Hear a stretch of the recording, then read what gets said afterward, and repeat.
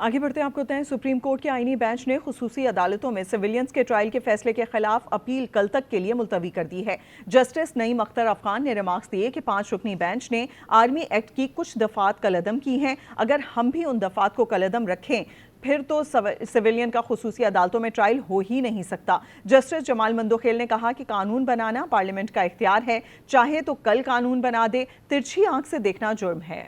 آئینی بینچ نے خصوصی عدالتوں میں سویلینز کے ٹرائلز کے فیصلے کے خلاف اپیل پر سماعت کی۔ وزارت دفاع کے وکیل خواجہ حارث نے سویلین کا ملٹری ٹرائل کالعدم قرار دینے والا فیصلہ پڑھتے ہوئے کہا کہ اکثریتی فیصلے میں آرٹیکل 8(3) اور 8(5) کی غلط تشریح کی گئی۔ جسٹس جمال مندوخیل نے کہا کہ موجودہ کیس میں 9 مئی والے ملزمان تو آرمڈ فورسز سے تعلق ہی نہیں رکھتے اور یہ ایکس سروس مین بھی نہیں تھے۔ جسٹس جمال مندوخیل نے پوچھا کہ ہمارے بہت سے جوان شہید ہوتے ہیں، ان پر حملہ کرنے والوں کا بھی کیا ملٹری ٹرائل ہوگا؟ جسٹس نعیم اختر افغان نے خواجہ حارث کی تیاری مکمل نہ ہونے کے ریمارکس دیتے ہوئے کہا 5 رکنی بینچ نے آرمی ایکٹ کی کچھ دفعات کالعدم کی ہیں، اگر ہم بھی ان دفعات کو کالعدم رکھیں پھر تو سویلین کا خصوصی عدالتوں میں ٹرائل ہو ہی نہیں سکتا۔ اگر ہم کسی اور نتیجے پر پہنچے تو طے کرنا ہوگا کون سے سویلین کا خصوصی ٹرائل ہو سکتا ہے۔ اب آفیشل سیکرٹ ایکٹ 2023 میں ترمیم بھی ہو چکی،